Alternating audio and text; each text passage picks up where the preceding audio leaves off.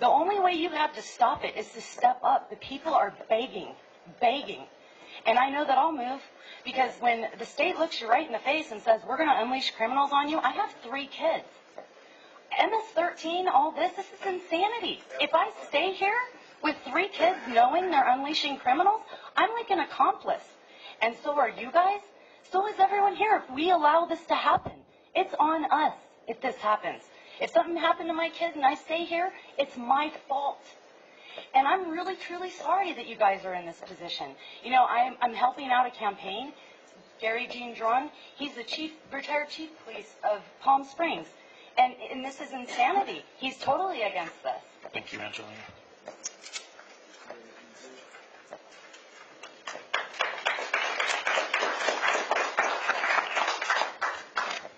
Well, thank you for allowing us to share our thoughts. I'm going to take a different approach, folks. I'm going to talk about health. I'm not talking about law. What was your name, sir? My name is Rock. I've been a resident for 21 years, and I'm against it. Thank you. Going back to the Civil War, more troops on both sides were killed by disease than by bullets of both sides. If you look in history in World War II, more American soldiers were killed by disease than the Kaiser's bullets. Why? Nothing was taking care of the feces that was going all over the place that they had no control over. Just down near Disneyland, they had a 2-mile stretch. The judge was wise enough to allow them to take it down.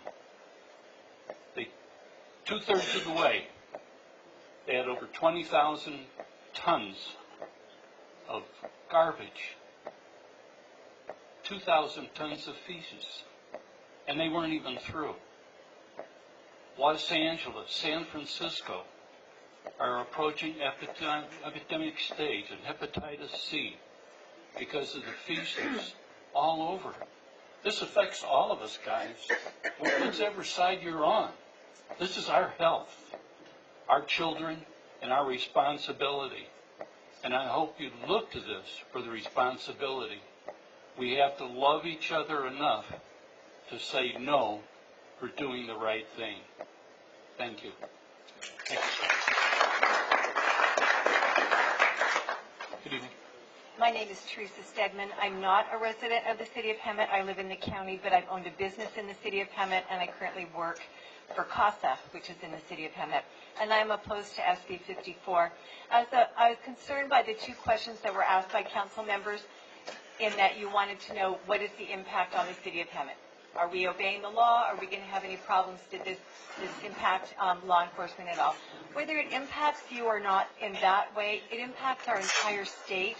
And I would hope that you wouldn't look at it just from that singular point of view of will we be in violation of the law if we vote against this?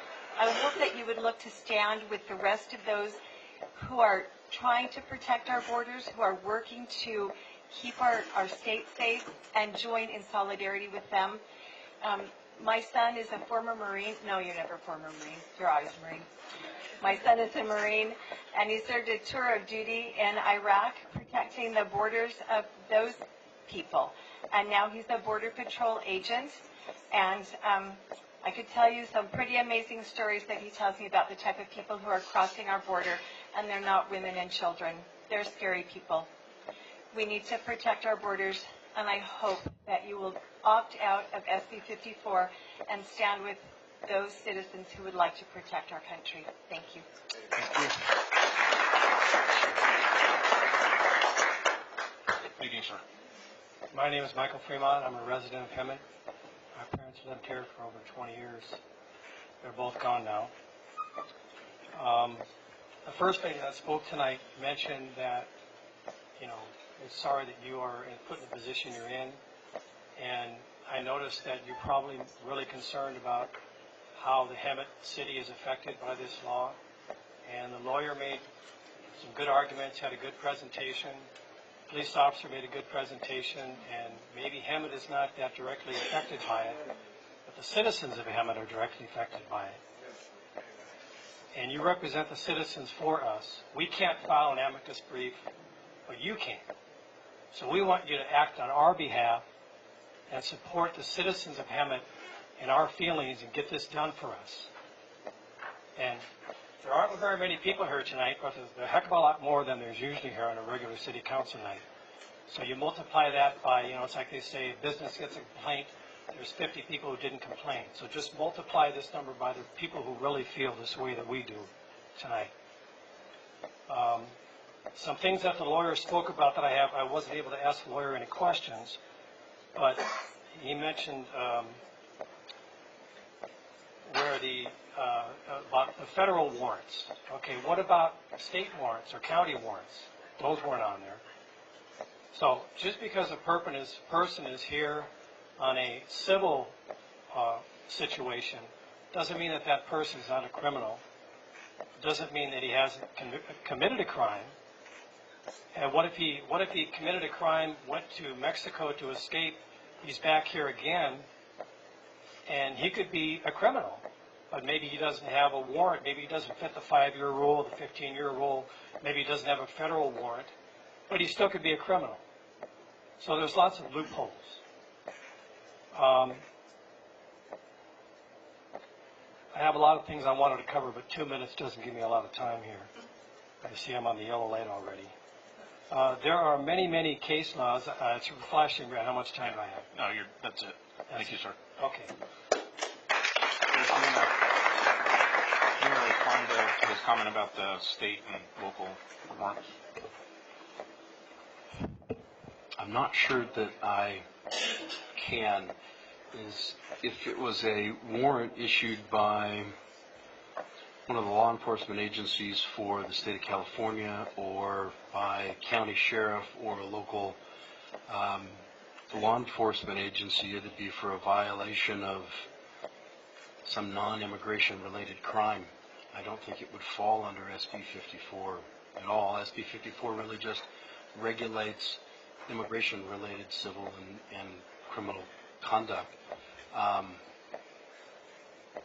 I know I'm not getting to, maybe I'll find him after and see if I can address his comment. Thank you. Okay, the next speakers are Randy Webster, followed by Nathan Miller, followed by Karen Holopaugh, followed by George Flores. Good evening, sir. Randy, citizen of the United States. My name is Randy. I'm a citizen, born in this country. I am a resident of Hemet. I understand this wasn't brought to the people of California. The illegal aliens are the tail that wags the dog in this state.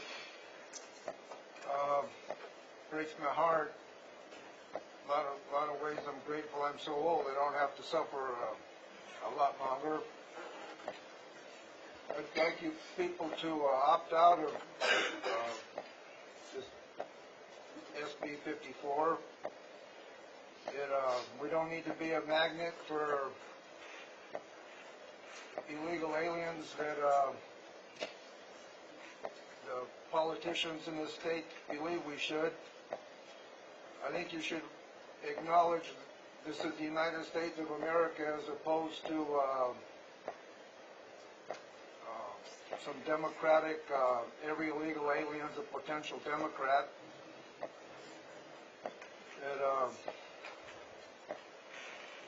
I don't know how difficult it would be for you to just opt out, but I don't see what there is for you people that would want to embrace criminal conduct or being a magnet for illegal aliens to be here.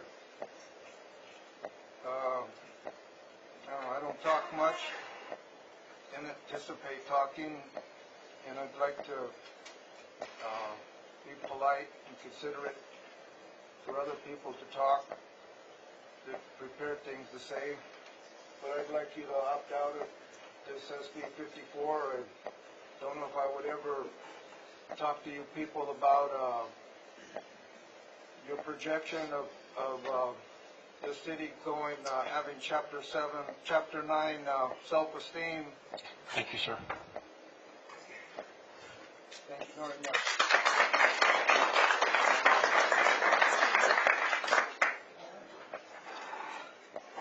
Good evening. Good evening. My name is Nathan Miller. I'm the founder of No Sanctuary, a group that's been organizing with other entities to coordinate hundreds of people within their communities, to take a stand, show up to city council meetings, and take a position against SB 54. There was a statement that was made by your police officer here that said it does not impact the city of Hemet. That's a perspective, but I would argue that that's absolutely incorrect. There are county jails all throughout the county of California, or the county of Riverside, and when illegal immigrants that have been convicted of a crime are let out early, they come back into the city. They go to cities throughout Riverside County. You're darn right it impacts your city. And, with respect to Hemet, Hemet is fairly famous for knowing it has its challenges with crime in the city and its law enforcement impacting that. There's a number of reasons for that. It's not to put down the city, but you have those challenges.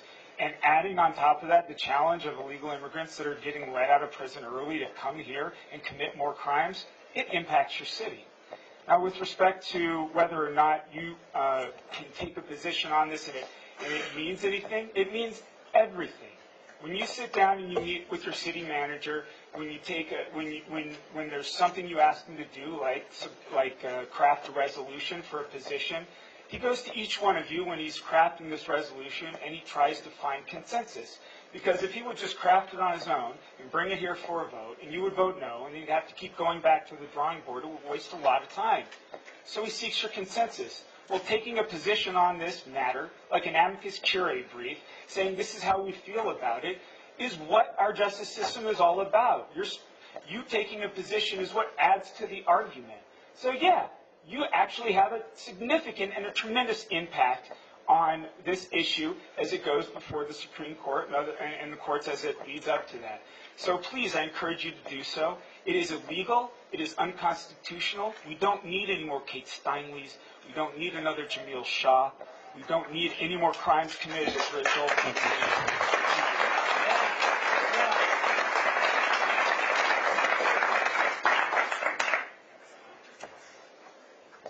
Good evening, everyone. My name is Jorge Flores. I'm a resident of Riverside. I oppose SB 54. As you can tell by my accent, I'm not from here. I was born in Mexico City. I believe SB 54 is the wrong approach, for lack of a better word. I think it's the wrong approach to a much bigger issue that we have in the nation, which is illegal immigration. You can be either for or against amnesty. That's up to you. But on the meantime, let's not sacrifice public safety while we figure this out. SB 54 does not help anyone. SB 54, in fact, even hurts the people who it claims to be helping, which is the illegal community. What I'm trying to say here is, let's get rid of this unconstitutional law that puts everyone at risk, and then after that, we can have a civilized argument on what to do with the problem that we have with illegal immigration in the nation. That's all. Thank you. And God bless America.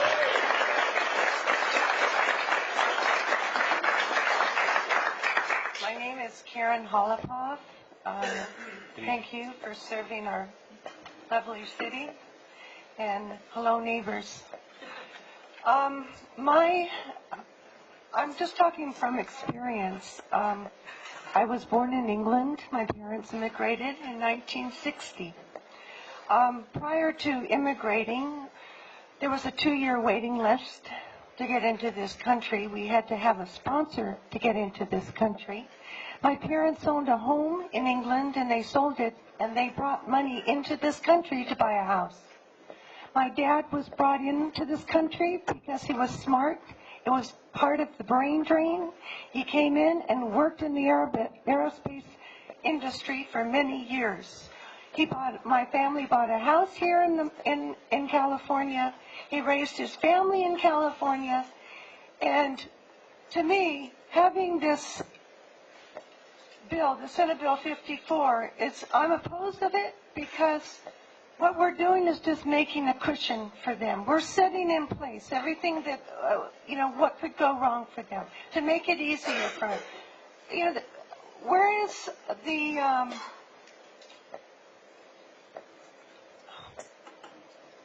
I'm just really appalled at our state. And I'm appalled that it's gotten this bad. And if I could change back the time, I would. I would. Thank you.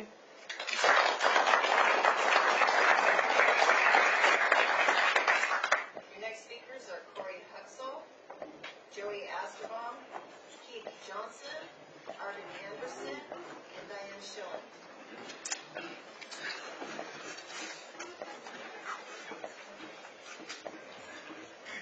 Good evening, City Council members. Good evening. Thank you for holding this workshop tonight. I've spent the first 18 years of my life in Hemet. I was the valedictorian of Hemet High in 2013. I have long family ties in this community, going back with my great-grandma to the 1930s. She was one of the earliest residents of Hemet. Suffice it to say, this community has given me a whole lot of great memories and friends. But this town is headed in the wrong direction, especially when it comes to crime. Recent crime statistics put Hemet as more dangerous than 93% of all California cities. The decline is painfully visible just compared to 5 years ago when I left for college. And even that's nothing when I hear from my mom about how it was in the 70s and 80s when this used to be a peaceful retirement community. Just last year, my mom decided, given the worsening situation of this city, she was going to leave after 50 years of being a resident here and move somewhere safer. Now, this is all to say that the last thing my hometown needs is to tie our hands of our law enforcement in getting sucked into this unconstitutional sanctuary state insanity. This is first and foremost a public safety issue. And Hemet cannot sacrifice in any ground whatsoever on public safety, especially not to virtue signal to those who prefer harboring criminal illegals over protecting American citizens. Even one crime against an American by someone who should not have been here in the first place is one too many. And Mr. Mayor, with respect, you said that this isn't a sanctuary city because it's only been 6 months since SB 54 was passed. Because you haven't had a case yet, that's not to say that your first criminal illegal that you have to harbor because of this law in the coming years, you will be a sanctuary city then. You need to stand up to the state of California because de facto, everyone is a sanctuary city if you do not stand up and oppose this. I urge the City Council to opt out of SB 54 and sign onto the amicus brief with the federal government. Thank you. Thank you. God bless this city. God bless America.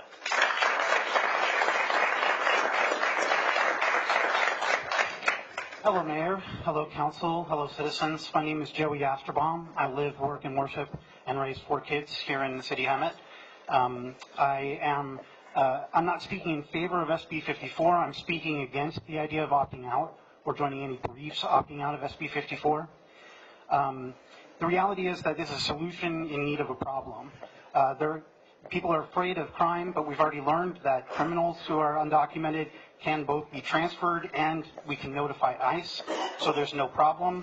There's no example of anybody in our community or that has been given by anybody of this being a problem with an undocumented person being dismissed who is a criminal.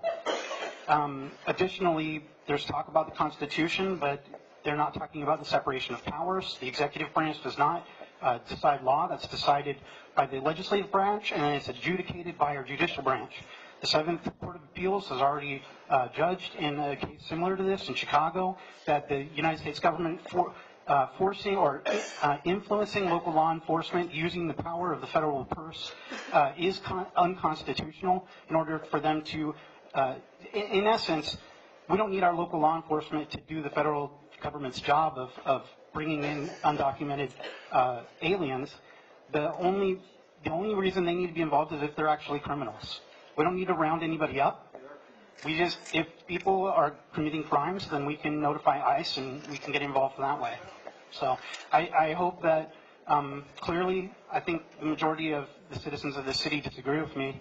So you have your political work cut out for you, whether you act with reason and based on what's right and what's legal, or what is expedient, so that you can make a political statement, and in order for people to basically virtue signal that they don't like undocumented immigrants. So, thank you.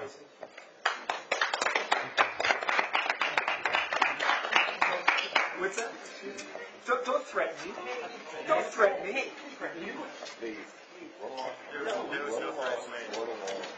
Don't threaten me. Don't call me white supremacist.